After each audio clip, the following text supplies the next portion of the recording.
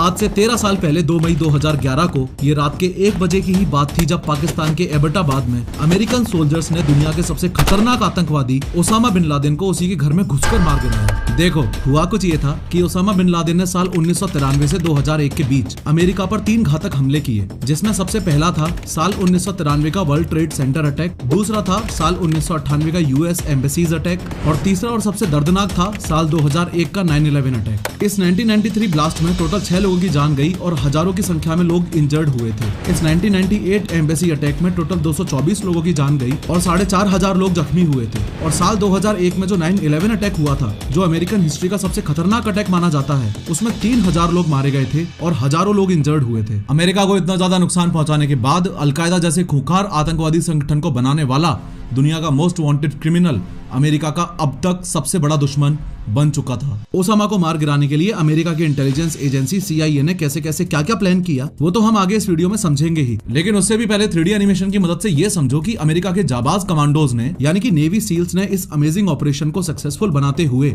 Osama के room में जाके उसमें 3 गोलियां कैसे दागी। सबसे पहले मैप्स एंड लोकेशंस पर एक नजर मार लो। ये है अपना भारत और इधर अपने पड़ोसी गरीब देश पाकिस्तान में यहाँ एक सिटी है जिसका नाम है एबटाबाद। जब सील्स ने ओसामा बिन लादेन को मारा उस समय वो यहाँ एबटाबाद में ही छुप के बैठा हुआ था। आपको ये भी पता होना चाहिए कि इस ऑपरेशन के लिए सील टीम के हेलीकॉप्टर्स ने अफगानिस्तान में एक सिटी जलालाबाद से उड़ान भरी थी। ये जलालाबाद ही यूएस नेवी सील्स का बेस था। ओवरऑल इस मिशन में सील्स टीम को जलालाबाद से एबटाबाद जाकर ओसामा बिन लादेन को मारकर वापस जलालाबाद सेफली आना था और इस मिशन का नाम ऑपरेशन नेपच्यून स्पीयर रखा गया था।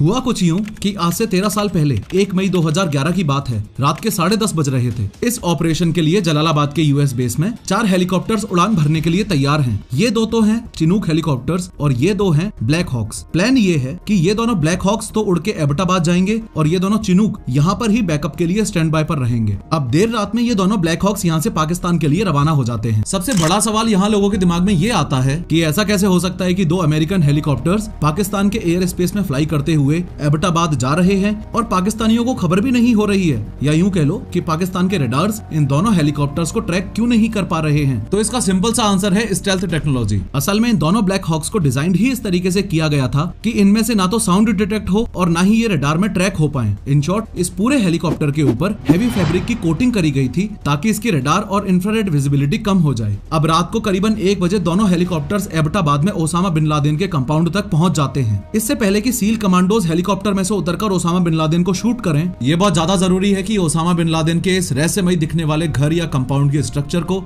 आप अच्छे से समझ लो। ये जो ऑलमोस्ट ट्रायंगुलर शेप्ड प्रॉपर्टी आपको दिख रही है, ये पाकिस्तान के एबटाबाद नामक शहर में ओसामा के छिपे रहने का ठिकाना था। आप क्लियरली नोटिस कर पा रहे हो कि ये प्रॉपर्टी कितनी ज्यादा आइसोलेटेड है। आसपास सटा हुआ कोई भी मकान आपको देखने को नहीं मिलेगा। इसमें ओसामा बिन लादेन इस टॉप फ्लोर पर यहाँ रहता था। सामने से ये रास्ता है और ये लेफ्ट साइड वाला कंपाउंड खाली पड़ा रहता था। इसमें ये लोग सिर्फ कचरा जलाते थे। ये घर की मेन एंट्रेंस थी और आगे चलकर एक और गेट था। ये पार्किंग वगैरह का स्पेस हो गया और सामने ये जो आपको दिख रहा है ये गेस्ट हाउस था। एक बात आप क्लियरली नोटिस कर पा रहे होंगे कि अगर ओसामा बिन लादेन तक पहुंचना है तो किसी को भी इन दोनों ही गेट्स के अलावा इस गेस्ट हाउस से होकर भी गुजरना ही पड़ेगा। अब जैसे ऑपरेशन नेपच्यून स्पीयर सील्स की स्किल्स और प्रिसीजन की वजह से ही सक्सेस की ओर जा रहा है, सिमिलरली आपके फ्यूचर में सक्सेसफुल होने के लिए भी स्किल्स बहुत जरूरी हैं। और अगर आप अपना फ्यूचर टेक में देख रहे हैं तो स्केलर के एक्सपर्ट्स आपको बेस्ट लर्निंग देते हैं और आपकी स्किल्स को टॉप नॉच लेवल पर लेके जाते हैं। स्केलर इंडिया का एक टेक प्लेटफॉर्म है जो आपको डेटा साइंस और सॉफ्टवेयर रोल्स के लिए प्रिपेयर करता है। यहाँ के इंस्ट्रक्टर्स टॉप टेक कंपनीज के एक्सपीरियंस्ड इंजीनियर्स हैं जो आपकी डेली मेंटरिंग करते हैं और 80+ रियल वर्ल्ड केस स्टडीज का एक्सेस भी देते हैं। स्केलर के ज्यादातर लर्नर्स को गूगल, मेटा,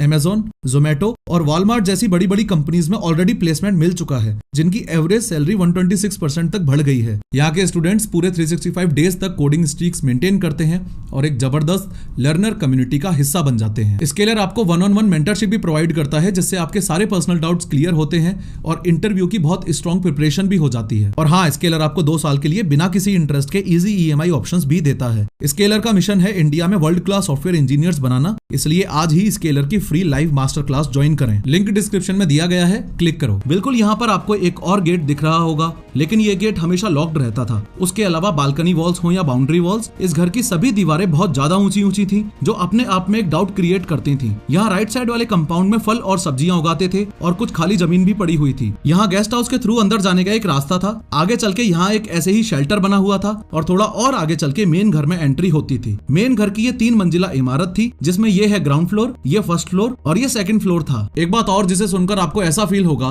कि पाकिस्तान का ओसामा बिन लादेन को छुपा के रखने में कोई ना कोई कनेक्शन तो है। असल में ओसामा बिन लादेन के घर से जस्ट 1 किलोमीटर की दूरी पर ही पाकिस्तान मिलिट्री एकेडमी थी। अब काफी लोग इस बात को लेकर ये स्पेक्युलेट करते हैं कि दुनिया का सबसे खूंखार आतंकवादी पाकिस्तान मिलिट्री एकेडमी के जस्ट 1 किलोमीटर की दूरी पर ही रहता था और पाकिस्तान को भनक भी नहीं हुई, या फिर पाकिस्तान ने सच में दुनिया से ओसामा को छुपाकर पनाह दे रखी थी। खैर, बैक टू एक्शन। ये जो 2 ब्लैक हॉक हेलीकॉप्टर्स आपको दिख रहे हैं, इनमें से एक का नाम है चॉक 1 और दूसरे का नाम है चॉक 2। सबसे पहले चॉक 2 ओसामा बिन लादेन के मेन गेट के ऑलमोस्ट सामने होवर करने लगता है। यहाँ ये चॉक 2 इसलिए होवर कर रहा था क्योंकि यहाँ इसे 4 सील्स, एक कॉम्बैट असॉल्ट डॉग जिसका नाम कायरो था और उसके हैंडलर को लैंड करवाना था। इस पूरे वीडियो में आप सील शब्द को बार बार सुनेंगे, जिसका मतलब है यूनाइटेड स्टेट्स नेवी सी, एयर और लैंड टीम।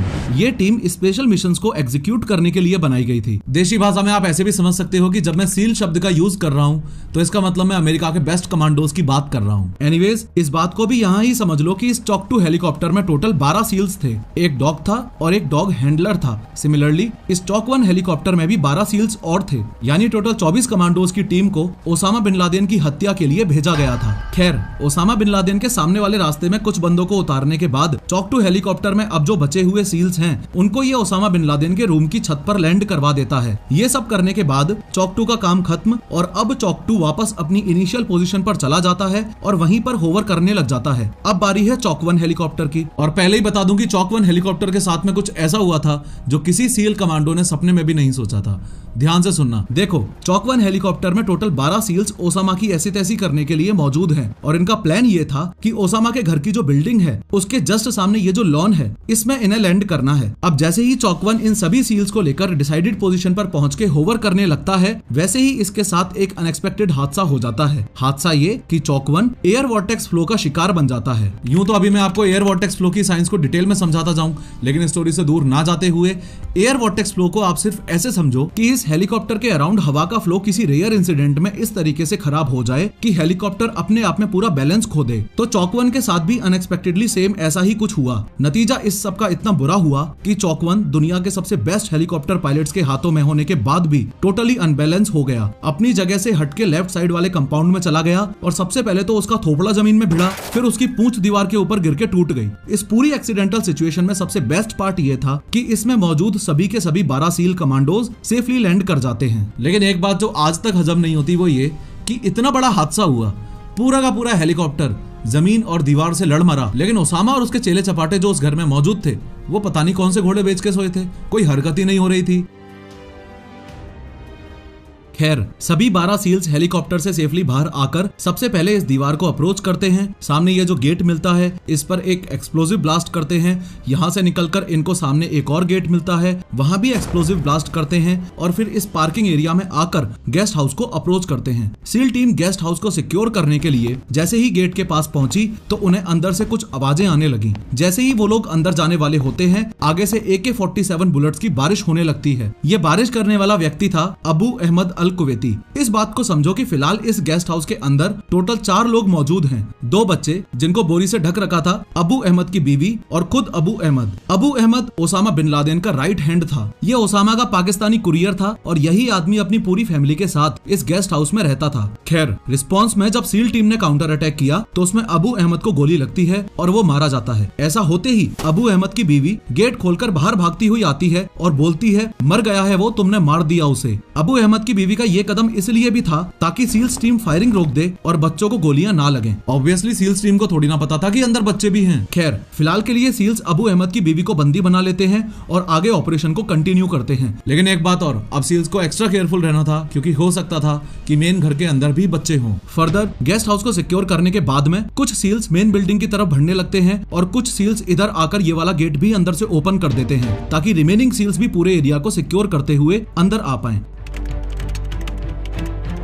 अब फाइनली सभी सील्स ओसामा बिन लादेन को मारने के लिए मेन बिल्डिंग की तरफ बढ़ने लगते हैं। जैसे ही मेन बिल्डिंग के ग्राउंड फ्लोर में सील्स एंटर करते हैं तो सामने अबरार दिखता है। अब यहाँ ग्राउंड फ्लोर में जो लोग थे उनको भी समझ ही लो, यहाँ मेन बिल्डिंग के ग्राउंड फ्लोर में एक तो अबरार मौजूद था, अबरार की बीवी थी और कुछ बच्चे थे। ये अबरार उस बंदे का छोटा भाई था जिसको जस्ट अभी गेस्ट हाउस में सील टीम ने मार गिराया, यानी कि अबू अहमद। खैर, अबरार को देखते ही जैसे ही सील टीम ने फायरिंग शुरू की वैसे ही उसकी बीवी सामने कूद पड़ी और स्टार्टिंग की सभी गोलियां उसकी बीवी को लग जाती हैं और वो मर जाती है। यहाँ एक बात का ये भी ध्यान रखना कि सील्स टीम को एकदम क्लियर इंस्ट्रक्शंस थे कि इस पूरे ऑपरेशन नेपच्यून स्पीयर में किसी भी मासूम जान या यूं कह लो कि किसी भी बच्चे या महिला की जान नहीं जानी चाहिए। लेकिन अब खरबूजा ही छुरी पर आकर गिरे तो बेचारे सील्स भी क्या कर सकते हैं। एनीवेज, बीवी के मरते ही सील्स ने अबरार को भी गोलियों से भून दिया और उसका भी दी एंड कर दिया। अब इस ग्राउंड फ्लोर पर जो बच्चे बचते जा रहे थे उनसे रिलेटेड आपको ये बात याद रखनी है कि चाहे वो स्टार्टिंग वाले गेस्ट हाउस में से हो या फिर इस मेन बिल्डिंग के ग्राउंड फ्लोर से, सभी बच्चों को सील्स एक जगह सेफ जोन में इकट्ठा करते जा रहे थे। अब आगे बढ़ते हुए सील्स फर्स्ट फ्लोर की तरफ जाने लगते हैं। फर्स्ट फ्लोर पर ओसामा का सगा बेटा मौजूद था जिसका नाम था खालिद। अब खालिद को जिस तरीके से सील्स टीम ने मारा उसकी स्टोरी बहुत ही इंटरेस्टिंग और फन है, ध्यान से सुनना। देखो, सील्स ने जब ओसामा के कंपाउंड में लैंड किया था उसी समय गेस्ट हाउस में अटैक करने से पहले ही पूरे कंपाउंड की लाइट बंद कर दी थी। अब ऑब्वियसली सील्स को तो लाइट बंद करने से कोई भी दिक्कत नहीं ही होने वाली थी क्योंकि उनके पास तो ऑलरेडी नाइट विजन गॉगल्स मौजूद थे। लेकिन उन्होंने लाइट इसलिए बंद की ताकि इस बिल्डिंग में मौजूद जो लोग हैं उनको नेविगेट करने में दिक्कत आए, उससे उन्हें कोई भी एक्शन लेने में डिफिकल्टी हो। अब जब नाइट विजन गॉगल्स की बात चल ही रही है तो आपको यहाँ ये भी पता होना चाहिए कि सील्स की बॉडीज पर मिनी कैमरास भी लगे हुए थे जिनकी हेल्प से व्हाइट हाउस में मौजूद अमेरिकन प्रेसिडेंट बैरक ओबामा और उनकी पूरी टीम इस पूरे ऑपरेशन को एक लाइव फिल्म की तरह देख पा रही थी। ये देखो, आपकी स्क्रीन पर ये उस टाइम की रियल इमेज है। इसमें ये फॉर्मर प्रेसिडेंट बैरक ओबामा मौजूद हैं, ये करंट अमेरिकन प्रेसिडेंट और उस टाइम के वाइस प्रेसिडेंट जो बाइडन मौजूद हैं और साथ ही हिलेरी क्लिंटन भी मौजूद थी। अब चूंकि पूरे कंपाउंड की लाइट ऑलरेडी सील्स ने बंद कर दी थी तो खालिद को भी इस पूरे फ्लोर पर एकदम घनघोर अंधेरा दिख रहा था, कुछ भी साफ दिखाई नहीं दे रहा था। इसलिए वो सीढ़ियों से ऊपर सेकंड फ्लोर की तरफ भागने लगा और वहीं दीवार की आड़ में छुप गया। अब सील्स इस तरीके से एक लाइन में आ गए और फॉर्चुनेटली इनमें से एक सील को अरबी लैंग्वेज आती थी तो उस सील ने दिमाग लगाया और चालाकी से विस्पर करते हुए अरबी एक्सेंट में खालिद का नाम 2 बार पुकारा, खालिद खालिद। और खालिद ने झांक के देख भी लिया। जैसे ही उसने दीवार से झांक के देखा वैसे ही सील्स ने उसे भी निपटा दिया। यहाँ फर्स्ट फ्लोर पर एज पर रिकॉर्ड कोई भी लेडी मौजूद नहीं थी लेकिन बच्चे काफी सारे मौजूद थे तो सील्स ने बच्चों को सिक्योर किया और फर्दर सेकंड फ्लोर की तरफ मूव करने लग गए। यहाँ अब आगे बढ़ने से पहले ये बिल्कुल भी मत भूलना कि इस पूरे कंपाउंड को सिक्योर करने के लिए इस मोमेंट पर मेन बिल्डिंग के ऊपर भी और गेस्ट हाउस के ऊपर भी स्नाइपर्स मौजूद हैं। अब सवाल यहाँ पर यह आता है कि ओसामा बिन लादेन को छोड़कर सील्स टीम ने इस पूरे कंपाउंड में ऑलरेडी सबको मार ही दिया है तो एग्जैक्टली इस कंपाउंड को सिक्योर करना किससे है? तो इसका आंसर है पाकिस्तानी आर्मी से। असल में हुआ यह था कि इस ऑपरेशन नेपच्यून स्पीयर की पाकिस्तानियों को बिल्कुल भी खबर नहीं थी और ये जोखिम भरा मिशन बिना पाकिस्तानी गवर्नमेंट को इन्फॉर्म किए ही एग्जीक्यूट हो रहा था। लेकिन at the same time American को और सील्स को ये डर था कि अगर पाकिस्तानी आर्मी को इस मिशन के बारे में कुछ भी पता चलता है तो वो ओसामा के कंपाउंड तक पहुंच के कोई ना कोई स्टेप तो जरूर ही लेंगे, क्योंकि कितनी बड़ी बेइज्जती की बात है ना कि अमेरिकन कमांडोज तुम्हारे देश पाकिस्तान में घुस जाएं, इतना बड़ा मिशन सक्सेसफुल भी कर लें और ओसामा को तुम्हारी नाक के नीचे से उठा के भी ले जाएं और पाकिस्तान को भनक भी ना हो तो ये तो पाकिस्तान का मोय मोय हो जाएगा। इसलिए सील्स ने कंपाउंड पर नजर रखी हुई थी और सिर्फ इतना ही नहीं, ऐसी किसी अनहोनी के लिए जहां से ये सील्स टीम आई थी यानी कि जलालाबाद अफगानिस्तान में अमेरिका का वो बेस जहां वो चिनूक हेलीकॉप्टर स्टैंड बाय पर खड़े हुए थे, उनमें भी already 79 commandos, extra fuel, reinforcement और बहुत सारा हथियार बैकअप के लिए रेडी रखा हुआ था। एनीवेज,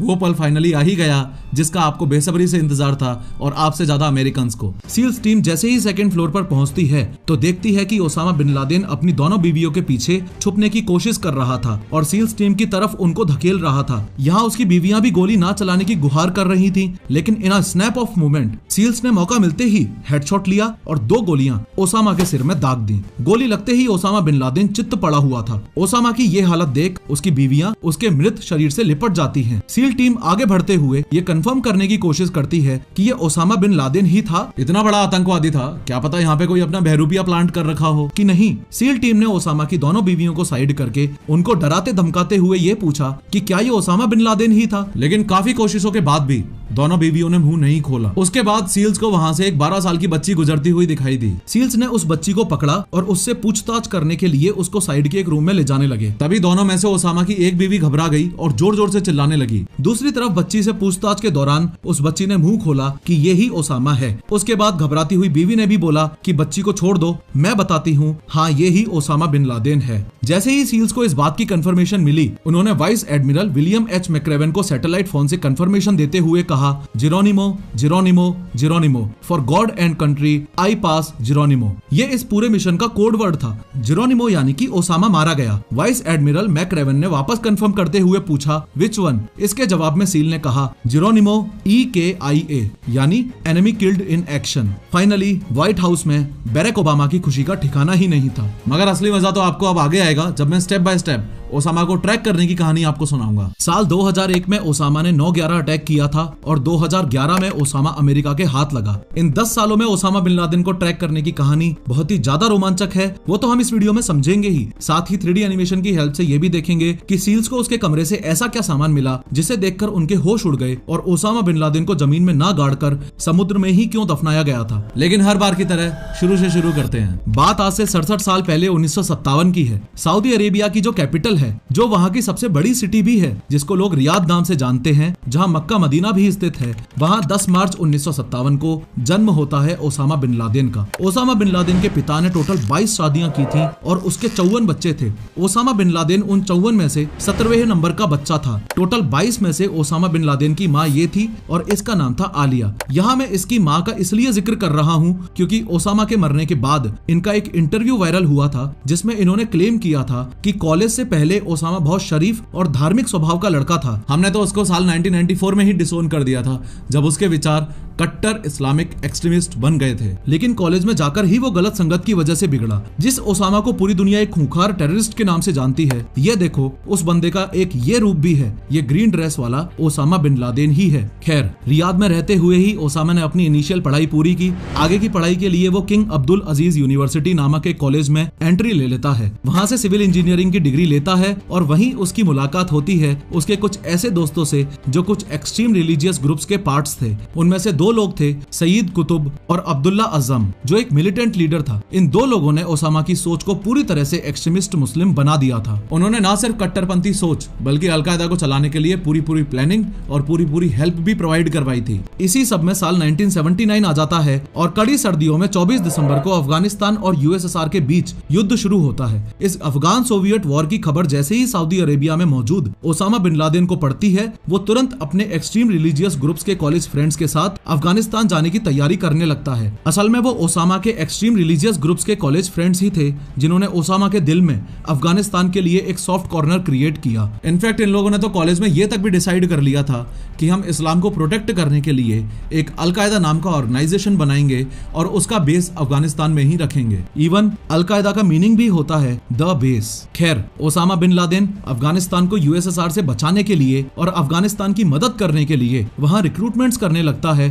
और डायरेक्टली एंड इनडायरेक्टली वहां जो मुजाहिदीन थे यानी USSR के खिलाफ लड़ने वाले अफगानिस्तान में जो ग्रुप्स थे उनकी मदद करने लगता है। ओसामा बिन लादेन का रिक्रूटमेंट भी काफी अतरंगी तरीके से होता था। ओसामा अलकायदा में लोगों को भर्ती उनके फिजिकल बेसिस पर नहीं बल्कि उनके इमोशनल क्वेश्चन और जिहादिस्ट सोच के बेसिस पर किया करता था। अब ये अफगान सोवियत वॉर करीबन 10 साल चला। 15 फरवरी 1989 को ये वॉर खत्म हुआ। इसमें अफगानिस्तान को बचाने के लिए ओसामा बिन लादेन ने अपनी ओर से पूरा जोर लगा दिया। इस ड्यूरेशन में वहां के आतंकवादियों के बीच में ओसामा बिन लादेन ने अपनी तगड़ी फैन फॉलोइंग भी बिल्ड कर ली थी। साल 1989 में अफगान सोवियत वॉर खत्म होने से जस्ट 1 साल पहले यानी कि साल 1988 में जन्म होता है उस ऑर्गेनाइजेशन का जिसका पिछले कई सालों से ओसामा बिन लादेन सपना देख रहा था और वो एक तरीके से उसका ड्रीम प्रोजेक्ट था। जिस आतंकवादी संगठन की हम बात कर रहे हैं वो है अलकायदा। अब अलकायदा बनने के सिर्फ 2 साल बाद यानी कि साल 1990 में इराक ओसामा बिन लादेन के अपने देश सऊदी अरेबिया पर हमला कर देता है। जैसे ही सऊदी अरेबिया पर हमला हुआ, तो सपोर्ट के लिए उसके पास दो ऑप्शंस थे। सबसे पहला ऑप्शन तो ये था कि वो इराक से अपने आप को बचाने के लिए अमेरिका की मदद ले, और दूसरा ऑप्शन जो उसके पास खुद चलकर आया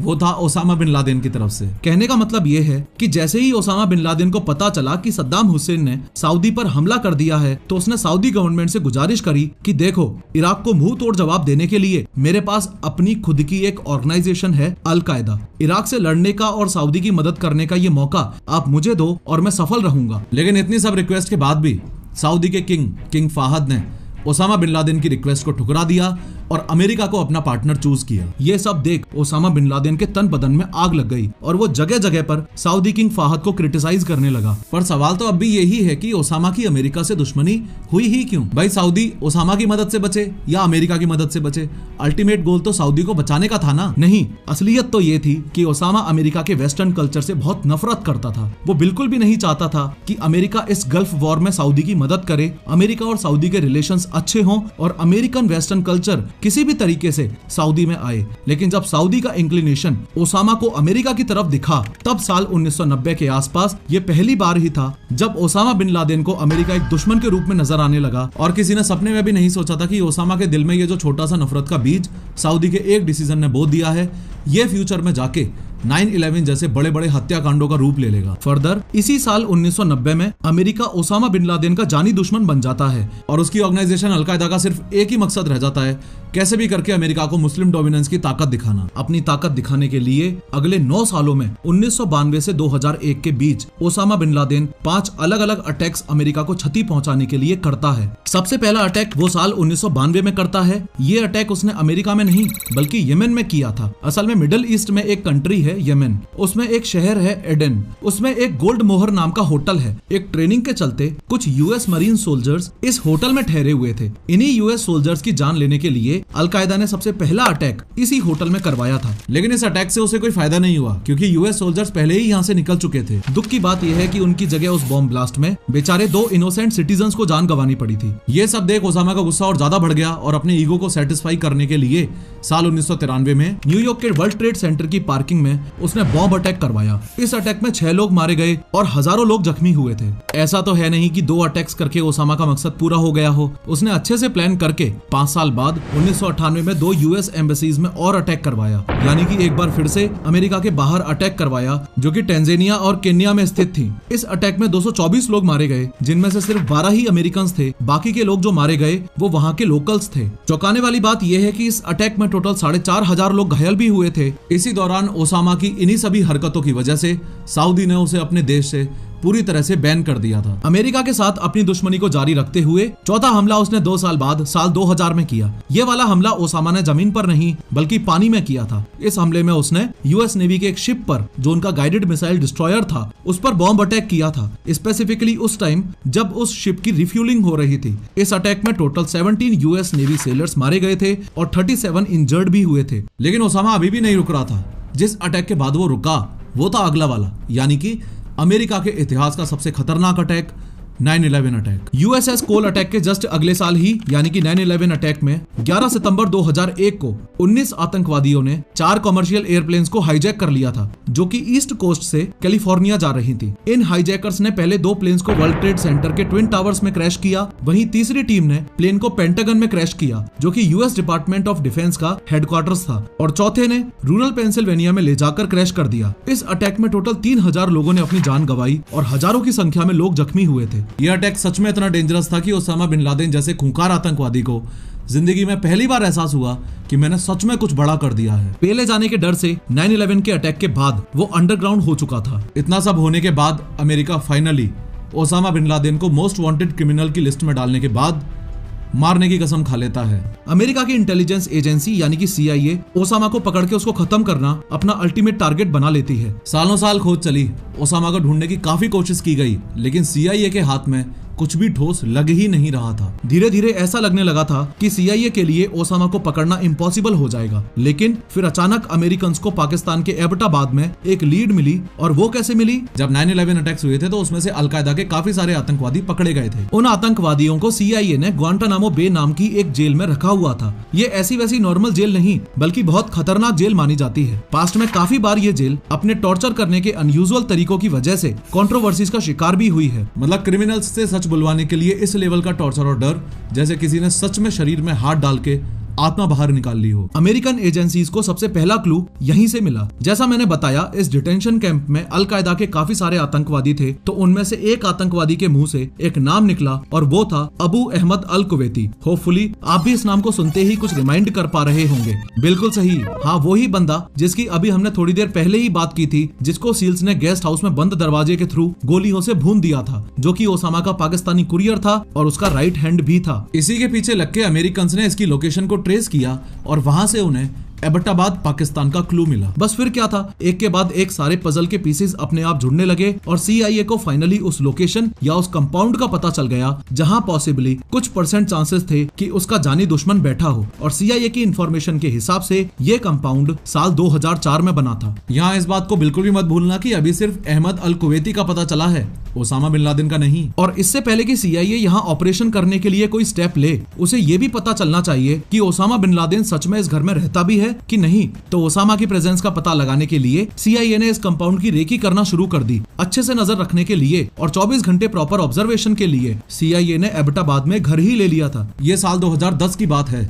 इस साल में पूरे 5 महीने तक CIA ने ओसामा के कंपाउंड की रेकी की। उनकी कुछ मेजर ऑब्जर्वेशंस में से एक ये बहुत इंपॉर्टेंट पॉइंट था कि अबू अहमद जब भी बाहर से आता तो गेस्ट हाउस तक ही रुक जाता था और यहाँ ही रहता था, मेन बिल्डिंग तक वो कभी जाता ही नहीं था। तो CIA को एक शक ये भी हुआ कि कहीं ऐसा तो नहीं कि मेन बिल्डिंग में ओसामा रहता है और अबू अहमद उसकी रक्षा के लिए गेस्ट हाउस में रहता है। दूसरा शक CIA को ये हुआ कि इस लोकेलिटी के बाकी के घरों के कंपेरिजन में इस कंपाउंड की दीवारों की लंबाई हद से ज्यादा थी। ये सामने वाली बाउंड्री वॉल की हाइट 10 फीट और इन 3 दीवारों की हाइट 13 फीट, 18 फीट और 12 फीट थी। तीसरा शक CIA को ये हुआ कि इस कंपाउंड में से कोई अंदर बाहर जाता ही नहीं है। बहुत ही रेयर केस में अबू अहमद को बाहर आते जाते हुए देखा गया था। चौंकाने वाली बात ये थी कि ये लोग अपना कचरा भी अंदर ही इस लेफ्ट वाले कंपाउंड में जलाया करते थे। आसपास की जमीनें भी खाली मिली। इसके अलावा खिड़कियों पर मोटे मोटे पर्दे लगाना। और हाँ, ऐसा कौन सा घर होगा जहाँ रोशनदान नहीं मिलता। और तो और अपनी बालकनी की दीवार 7 फीट की कौन करवाता है भाई। ओसामा बिन लादेन अपने कमरे से निकलकर जब बालकनी में टहलने आया करता था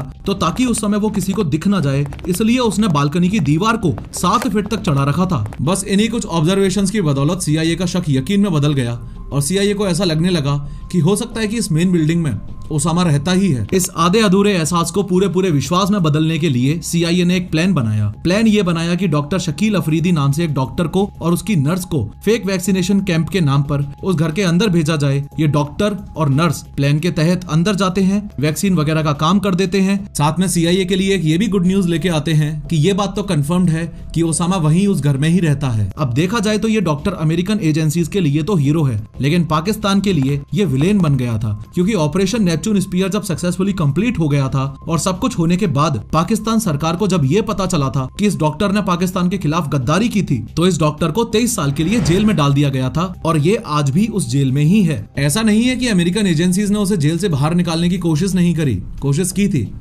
लेकिन पाकिस्तान तो पाकिस्तान है। खैर, जैसे ही CIA को उस कंपाउंड में ओसामा बिन लादेन की कंफर्मेशन मिली तो CIA ने इस पूरी सिचुएशन को बराक ओबामा को एक्सप्लेन किया along with the physical caricature models of the compound. अब इस बात में तो ऑलरेडी कोई दो राय नहीं थी कि ये ऑपरेशन करना है कि नहीं करना है। ओबामा ने पूरा मिशन समझकर CIA और सील्स को इस मिशन को एग्जीक्यूट करने की परमिशन दे दी। एक दूसरा एंगल ये भी है कि अगर ओसामा बिन लादेन मारा गया तो ये इतिहास के पन्नों में लिखा जाएगा और ये उनके प्रेसिडेंशियल टर्म के लिए एक बहुत बड़ी उपलब्धि होगी। उन्होंने इस मिशन का नाम ऑपरेशन नेपच्यून स्पीयर रखा। ये नाम सील के रेफरेंस में रखा गया था। इससे पहले जब US ने ओसामा को पकड़ने का प्लान बनाया था तो उसे ऑपरेशन इनफिनाइट रीच का नाम दिया था, लेकिन उस समय ओसामा ने बहुत चालाकी से खुद को बचा लिया था। फिर सील्स की टीम एज पर प्लान अपने अफगानिस्तान बेस जलालाबाद पहुंचती है। जलालाबाद से एबटाबाद का डिस्टेंस सिर्फ 2.5 घंटे का था और आगे तो आपने देख ही लिया कि आखिर कैसे उस 2 और 3 मई की रात को सील्स ने ओसामा बिन लादेन को मार गिराया था। खैर, ओसामा बिन लादेन का कंफर्मेशन जैसे ही उस 12 साल की बच्ची और उसकी मां ने दिया, वैसे ही एक सील ने ओसामा को एक गोली और मार दी ताकि बचने का 1% चांस भी ना हो। फिर उसकी बॉडी को बॉडी बैग में डाला और उसको नीचे ले जाने लगे। अब जैसे ही ओसामा बिन लादेन को मेन बिल्डिंग में नीचे ला रहे थे, वैसे ही फर्स्ट फ्लोर तक पहुंचते ही एक सील की नजर उस कमरे में मौजूद कुछ डॉक्यूमेंट्स पर पड़ी। सील्स को उस रूम से ओसामा का जो सामान मिला वो उनके लिए टोटली अनएक्सपेक्टेड और शॉकिंग था। ओसामा के घर से 4,70,000 कंप्यूटर फाइल्स डिस्कवर हुई, वो भी अलग अलग 183 सेपरेट डिवाइसेस में। ये फाइल्स CIA ने 2017 में रिलीज कर दी थी ताकि लोगों को पता चले कि मोस्ट वांटेड मैन आखिर क्या क्या देखा करता था। सील्स को कुछ ऐसी चीज भी मिली जो शायद एक आतंकवादी तो नहीं ही रखेगा, लेकिन एक ठरकी जरूर रखेगा। सबसे पहले तो ओसामा की ड्राइव से पॉर्न फिल्म्स और पोर्नोग्राफिक वीडियो गेम्स मिले। क्या क्या मिला ये डिटेल CIA के इस वेबसाइट पर अवेलेबल हैं। हालांकि ये वीडियोस मॉडर्न, इलेक्ट्रॉनिकली रिकॉर्डेड और काफी बड़े अमाउंट में मिले। इसी के साथ 228 पेजेस का जर्नल भी मिला जिसमें वो अपने विचार लिखा करता था और अलकायदा को कैसे चलाना था वो भी। ओसामा के बेटे हमजा का शादी का वीडियो भी मिला। हमजा ने अबू मोहम्मद अल मसरी की बेटी से शादी करी थी जो कि अलकायदा का लीडर था। इसके अलावा उसके कमरे से वीडियो गेम्स भी मिले जैसे Half Life, Super Mario Bros, Yoshi's Island DS, Final Fantasy 7, Dragon Ball Z और काउंटर स्ट्राइक। ऐसे गेम्स जहां मल्टीपल प्लेयर्स टीम अप करते हैं आतंकवादी एफर्ट्स को डिफेंड करने के लिए। ओसामा अपनी पब्लिक स्पीचेस पहले ही रिकॉर्ड कर लिया करता था। उसकी प्रैक्टिस स्पीचेस भी हार्ड ड्राइव से मिली। ओसामा के साथ उस समय कितने बच्चे थे ये बता पाना तो मुश्किल है, लेकिन कुछ रिपोर्ट्स क्लेम करती हैं कि उस कंपाउंड में उस समय ओसामा के 4 बच्चे मौजूद थे जिनकी उम्र 10 साल से कम थी। इसलिए उनके एंटरटेनमेंट के लिए उसकी ड्राइव से डिज्नी मूवीज जैसे कार्स, चिकन लिटिल और Ice Age Dawn of the Dinosaurs जैसी मूवीज भी मिली। इसके अलावा ये बात तो मैंने पहले ही बताई है कि ओसामा खुद से कितना ज्यादा ऑब्सेस्ड था, इसलिए उसके बारे में जो भी आर्टिकल, डॉक्यूमेंट्री और मूवीज बनती थी वो उन्हें बार बार देखा करता था, संभाल के रखता था अपने पास। जैसे बायोग्राफी ओसामा बिन लादेन और 2008 comedy documentary where in the world is Osama bin Laden. इस सबसे हटके आपको ये बात क्लियरली पता होनी चाहिए कि अमेरिकन गवर्नमेंट की तरफ से सील्स टीम को सिर्फ और सिर्फ 30 मिनट दिए गए थे इस पूरे ऑपरेशन नेपच्यून स्पीयर को सक्सेसफुली कंप्लीट करने के लिए। लेकिन जब ओसामा बिन लादेन के कमरे से उसका सामान मिला तब सील टीम ने मैकरेवन से 10 मिनट और मांगे। खैर ये बात तो आपको याद ही है कि जो 2 ब्लैक हॉक्स सील्स को जलालाबाद से यहाँ तक लेकर आए थे उनमें से एक ऑलरेडी क्रैश हो गया था। तो जब वो क्रैश हुआ था उसी समय जलालाबाद में इस बात की इंफॉर्मेशन भेज दी गई थी और बैकअप में रखे हुए 2 में से एक चिनूक हेलीकॉप्टर को ऑपरेशन साइट पर यानी कि ओसामा के कंपाउंड पर बुला लिया गया था। फाइनली सारे सील्स ओसामा बिन लादेन की बॉडी के साथ प्लस उसके सामान के साथ प्लस खुद के बिना किसी नुकसान के इस ऑपरेशन साइट से इवैक्यूएट कर जाते हैं और इवैक्यूएट करने से जस्ट पहले अपने क्रैश्ड हेलीकॉप्टर चौक 1 को ब्लास्ट करके जाते हैं ताकि इस तरीके की एडवांस्ड स्टेल्थ टेक्नोलॉजी वाला हेलीकॉप्टर इस गरीब देश पाकिस्तान के हाथ ना लगे और ताकि वो उस हेलीकॉप्टर से रिवर्स इंजीनियरिंग करके वैसी कुछ टेक्नोलॉजी चुरा ना ले। लेकिन ब्लास्ट के बावजूद भी हेलीकॉप्टर का टेल पार्ट वही रह जाता है जिसकी ये कुछ असली इमेजेस जो अगले दिन पाकिस्तानी मीडिया में दिखाई गई थी वो आप अपनी स्क्रीन पर देख पा रहे हो। 100 बात की एक बात यह है कि finally operation Neptune Spear successful हुआ, लेकिन एक बड़ा ही विचित्र सवाल जो अभी तक आप लोगों के मन में घर बनाकर बैठा हुआ है वो ये है कि अमेरिका ने ओसामा बिन लादेन को जमीन में ना दफनाकर आखिर समुद्र में ही क्यों दफनाया था। दरअसल असलियत तो यह है कि ओसामा की बॉडी को दफनाना यूएस के लिए एक बहुत बड़ा चैलेंज बन गया था। लेकिन क्यों एक आतंकवादी की बॉडी को दफनाने के लिए इतना ज्यादा लोड लेना क्यों है? ऐसे वैसे इंसान की बॉडी होती तो बात अलग थी, लेकिन ये बॉडी थी ओसामा बिन लादेन की, इसलिए यूएस को काफी तरह से सोचना पड़ा। एक तरीका था क्रिमेशन का यानी कि जलाने का। इससे ओसामा की बॉडी किसी के हाथ नहीं आ पाती क्योंकि जल जाने पर कुछ बचेगा ही नहीं, और जब कुछ बचेगा ही नहीं तो लोगों के पास मेमोरियलाइज करने के लायक भी कुछ नहीं बचेगा। लेकिन क्रिमेशन यानी कि बॉडी को जलाना इस्लाम में इलीगल है। यूएस ने एक बात सोच रखी थी कि बिना किसी के रिलीजियस थॉट्स को हर्ट करे हमें इसकी बॉडी ठिकाने लगानी होगी ताकि किसी के पास कुछ बोलने के लिए बचे ही ना। दूसरा ऑप्शन था बेरियल का यानी कि दफन करने का। अब इस केस में यूएस ने सोचा कि इसे जहां से पकड़ा है वहीं बरी किया जाए तो, लेकिन ओसामा की सारी एक्टिविटीज का पाकिस्तान को कुछ पता ही नहीं था, इसलिए वो उसकी बॉडी क्लेम ही नहीं करेगा। अफगानिस्तान की बात करें तो शायद अफगानिस्तान एक बार के लिए मान भी जाएगा क्योंकि किसी जमाने में ओसामा वहां का हीरो था, लेकिन अब वहां यूएस अलाइंड गवर्नमेंट बन गई थी जो कि ओसामा के सपोर्टर से लगातार लड़ रही थी। ऐसे में उसे अफगानिस्तान में दफनाना सही नहीं होगा ताकि लोग उसे वापस निकालकर उसका मकबरा ना बना ले, ठीक वैसे ही जैसे सद्दाम हुसैन का मकबरा उसके बर्थ प्लेस पर बना हुआ है और उसके फॉलोअर्स आज भी उसे पूजने जाते हैं। उसी को अवॉइड करने के लिए यूएस को एक ऐसे ऑप्शन की जरूरत थी जो कि हर तरह से सेफ हो। एक ऑप्शन ये था कि ओसामा को अगर उसकी जन्मभूमि के हवाले करें तो, यानी सऊदी अरेबिया को सौंप दे तो। अरे भूल गए क्या, ओसामा तो ऑलरेडी सऊदी में बैन था। अब यूएस के पास उसे समुद्र में बरी करने के अलावा और कोई ऑप्शन नहीं दिख रहा था, इसलिए उसे यूएसएस कार्ल विंसन में ले जाया गया जो कि एक यूएस एयरक्राफ्ट कैरियर है। क्योंकि ओसामा खुद एक रिलीजियस आदमी था तो उसका बरियल भी इस्लाम इस्लामिक ट्रेडिशन के हिसाब से ही होना चाहिए था और इस्लामिक रिलीजन के अकॉर्डिंग मरने के 24 घंटे के अंदर अंदर बॉडी को दफन कर देते हैं। इसलिए उसे जल्द से जल्द यूएस एयरक्राफ्ट कैरियर में पहुंचाया गया, क्योंकि ओसामा की बॉडी को पहले आइडेंटिफिकेशन के लिए अफगानिस्तान लेकर गए थे और उसके बाद सीधा यूएस एयरक्राफ्ट कैरियर में। मुस्लिम लॉ ऑफ बेरियल के अनुसार ही सारी रस्में रिवाजों को किया गया था। इस पूरे प्रोसेस में एक अरेबिक ट्रांसलेटर को भी बुलाया गया था ताकि हर चीज तरीके से हो, जैसे वॉशिंग यानी कि उनकी बॉडी को धोया, श्राउडिंग इन व्हाइट क्लॉथ यानी उसे सफेद कपड़े पहनाए गए, रिचुअल प्रेयर यानी कि प्रेयर्स बोली गई और उसके बाद उसका बेरियल यानी उसे दफन कर दिया गया। और इसी के साथ दुनिया का सबसे खूंखार आतंकवादी ओसामा बिन लादेन अरेबियन सी में हमेशा हमेशा के लिए दफन हो गया। खैर, इस 3D एनिमेटेड वीडियो में मैंने डिटेल में बताया है कि टैंक को चलाना कैसे है और टैंक आखिर काम कैसे करता है। क्लिक करो और जरूर देखो।